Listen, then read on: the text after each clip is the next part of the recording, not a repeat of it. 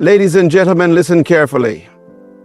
Too many people in life believe that success comes from saying yes to everything, from being present everywhere, from being available at every call. But let me ask you something. Does gold make itself easy to find? Do diamonds sit on the surface waiting for someone to pick them up? No. Their value is in their rarity, in their refinement, in the distinction. Your problem is not that you are unnoticed. Your problem is that you have made yourself too common.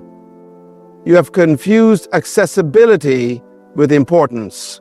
And today I want to shake your mindset, because true impact in life comes not from being everywhere, but from being valuable. Listen to me carefully. One of the greatest mistakes you can ever make is believing that your significance is measured by how many people have access to you. Many of you are exhausted, frustrated, and stretched beyond your limits, not because you lack potential, but because you have given too much of yourself to things that do not serve your destiny. You have mistaken activity for progress, busyness for effectiveness, and availability for value. Let me ask you, have you ever seen a lion chasing every insect that crosses its path? Have you ever seen an eagle flapping its wings at every gust of wind? No, a lion moves with focus. An eagle soars with precision.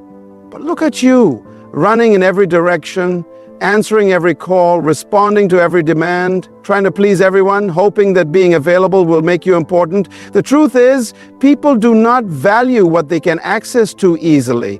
If you are always present, you become ordinary. If you are always available, you become predictable. And anything that is predictable loses its power. Even the sun, though it shines every day, is ignored by most. But let a rare eclipse happen and the whole world stops to watch. Why? Because value is in scarcity, not in commonness. Some of you are frustrated, saying, they don't appreciate me, they take me for granted. But the problem is not them, the problem is you. You have given yourself too freely. You have not guarded your time, your energy, or your presence. And let me tell you something. Whatever is not protected will be exploited. Even Jesus, the Son of God, understood this principle. He did not make himself available to everyone at all times. He withdrew, he prayed alone, he spent time with a select few, and even among the 12 disciples, he had an inner circle, Peter, James, and John. Why? Because he understood that indiscriminate availability weakens impact. Some of you need to stop making yourself an open door and start becoming a select invitation. Let me take you back to Joseph. He was in Potiphar's house, a trusted servant. And then came a moment, a test. Potiphar's wife wanted him. She wanted access. She wanted to use him for her pleasure. And Joseph had two choices: be available or be valuable. If he had chosen to be available, he would have lost his destiny for a moment of convenience. But instead, he chose to be valuable, and that decision placed him on a path to the palace.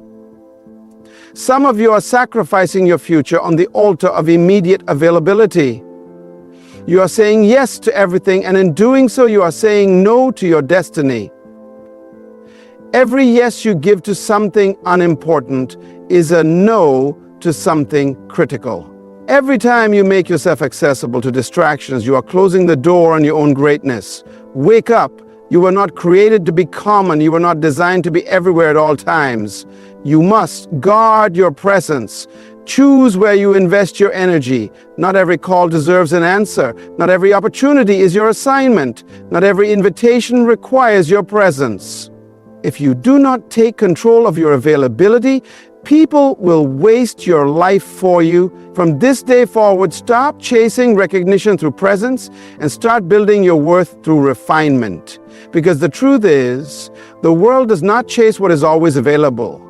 It chases what is truly valuable. We live in a world where people believe that visibility equals value.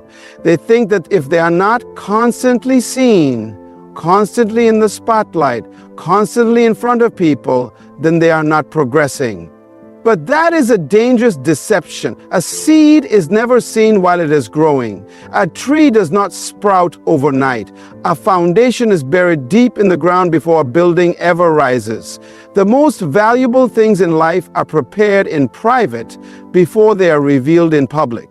And yet, so many of you are desperate for exposure before you have built substance. You want to be recognized before you are ready. You want to be called great before you have done the work. But let me tell you something.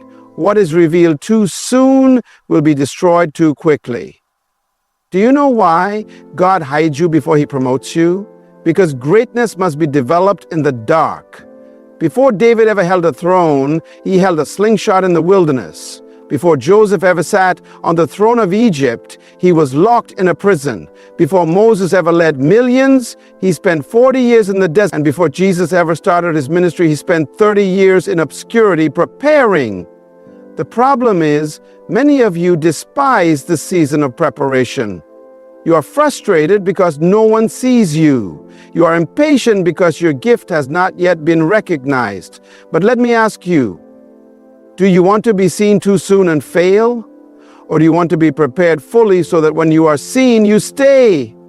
A student locked in a library is not wasting time, he is investing in knowledge. A runner training in isolation is not being ignored, he is being conditioned for victory. A musician practicing behind closed doors is not being overlooked. He is sharpening his skill. The question is, are you willing to be hidden so that when your time comes, you will be ready? So many people today crave attention, but attention is not the same as anointing. The fact that people know your name does not mean you are valuable. Popularity does not equal power. Fame does not equal fulfillment. If you rush to be seen before you are ready, you will crumble under the weight of exposure. You must first develop in private what you want to sustain in public. Even Jesus understood this. Do you realize that the Son of God himself did not start his ministry until he was 30 years old? Why? Because even he needed preparation. If Jesus had to grow in wisdom before he stepped into his calling, what makes you think you can skip the process? What makes you believe you can be effective without being equipped? You must shift your mindset. Stop seeking attention and start seeking refinement. Stop chasing the spotlight and start embracing the process. Stop trying to be seen and start working to be strong, because when the time is right, when your preparation is complete, when your foundation is strong, God himself will reveal you. And when he does, no man will be able to ignore you. The world does not need people who are just present. It needs people who are prepared. One of the greatest skills you will ever develop in life is the ability to say no without guilt. Some of you are exhausted, burned out, and overwhelmed, not because you lack talent, not because you lack time, but because you lack discipline in your decisions. You say yes to everything and everyone, thinking that availability equals significance. But let me ask you, have you ever seen a king begging for attention? Have you ever seen a CEO running around trying to please everyone? No, because they understand something that many of you have not yet learned. What you say no to is just as important as what you say yes to. The enemy of purpose is not always failure. Sometimes it is distraction. And the greatest distractions in life often come disguised as good opportunities. Many of you are entangled in things that look important, but they are not your assignment. You are doing what is nice instead of what is necessary. You are busy, but you are not productive. You are helping everyone, but you are not building yourself. And the reason is simple. You have not yet mastered the power of saying no. Joseph was given an opportunity to say yes to Potiphar's wife. It was an easy offer, a secret pleasure, a shortcut to favor.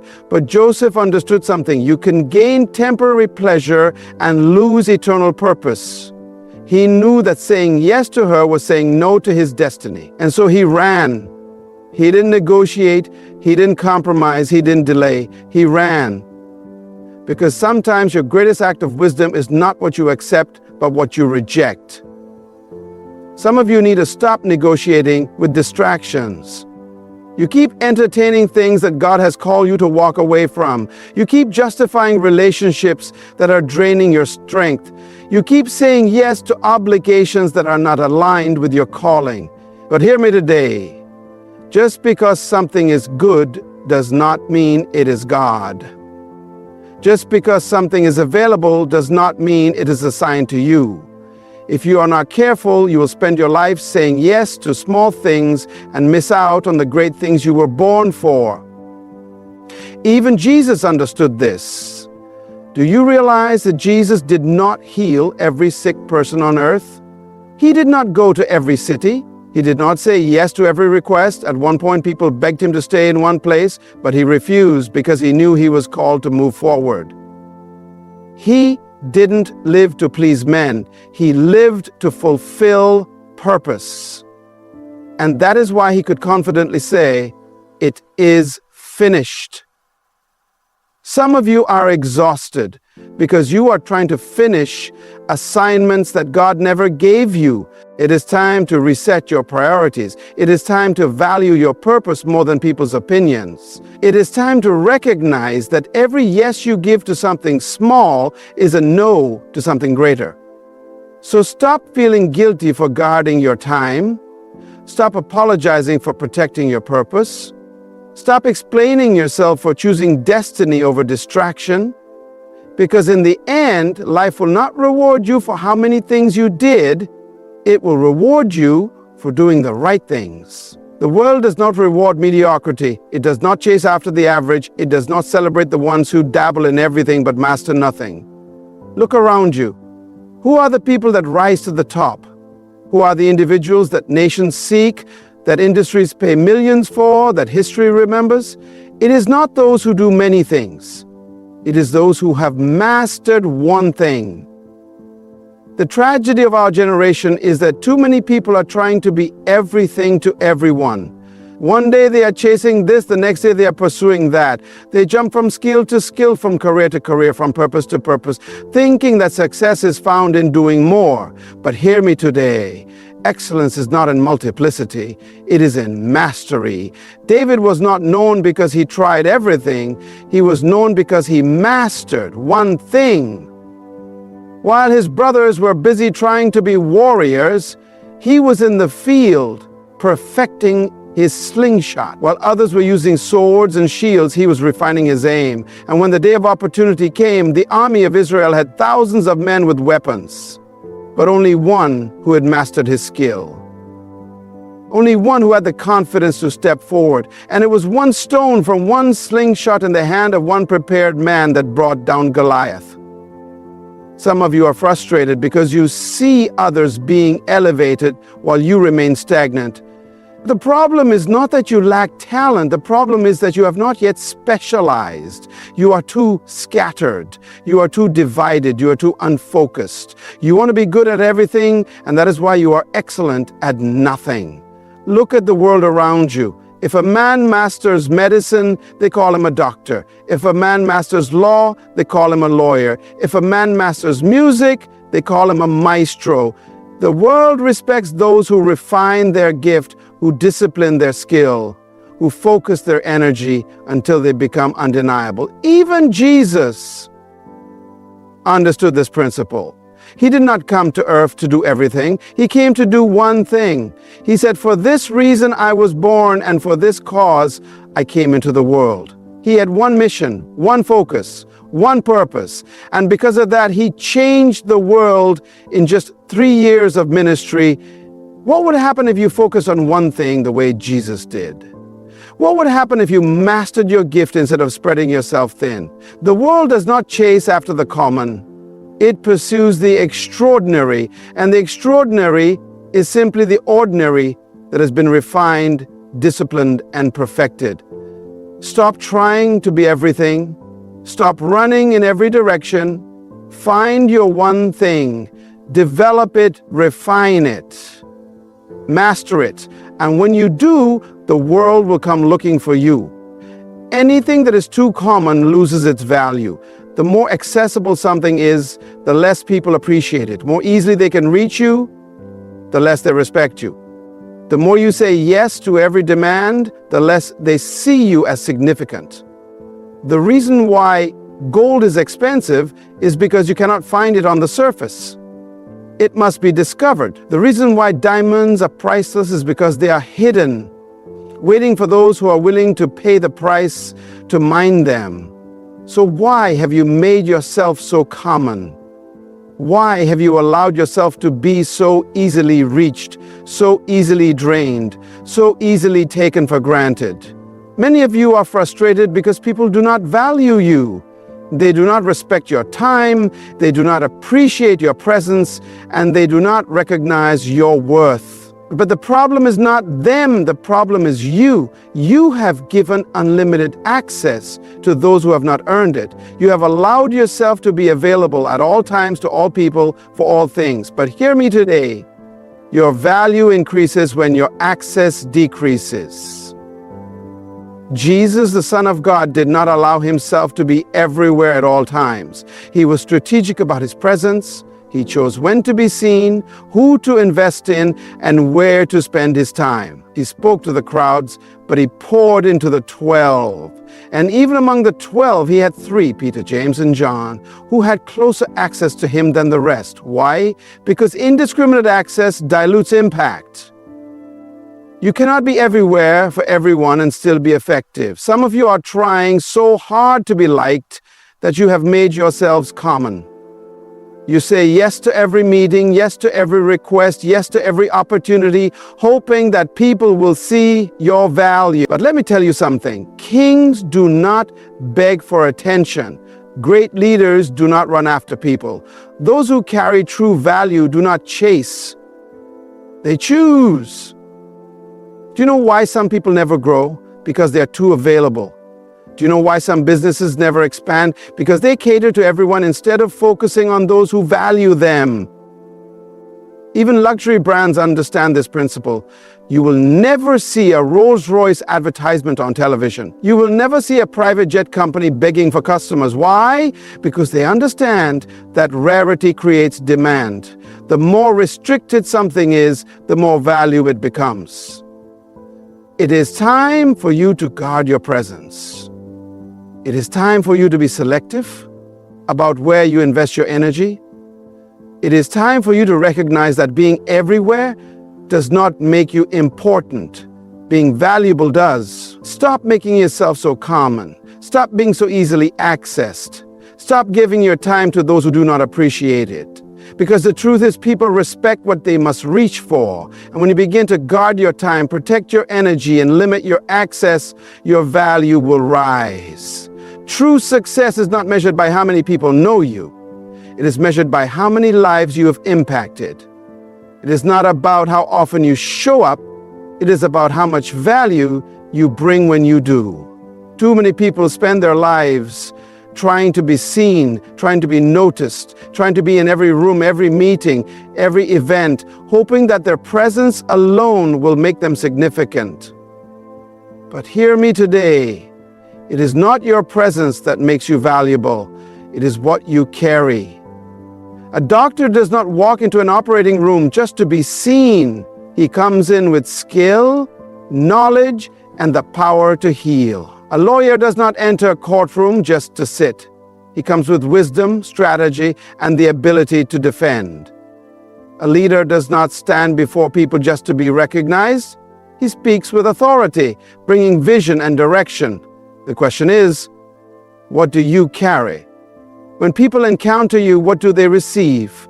When you open your mouth, do you bring wisdom or just noise? When you enter a space, do you make a difference?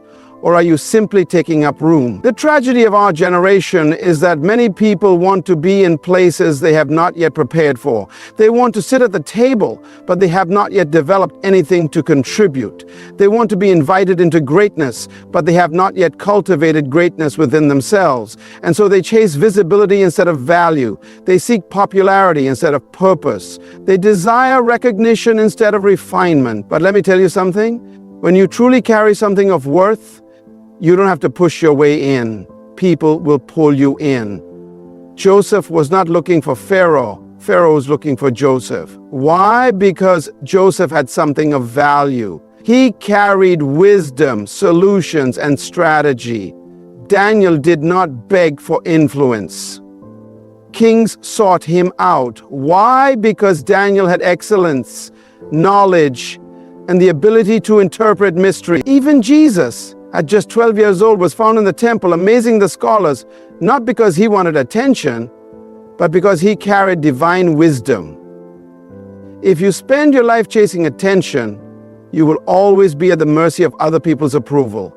But if you spend your life building yourself, refining your gift, sharpening your mind, and mastering your craft, you will never have to chase opportunities. Opportunities will chase you. The world does not need more people who are simply present.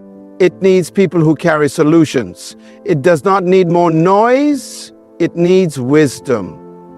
It does not need more performers. It needs problem solvers.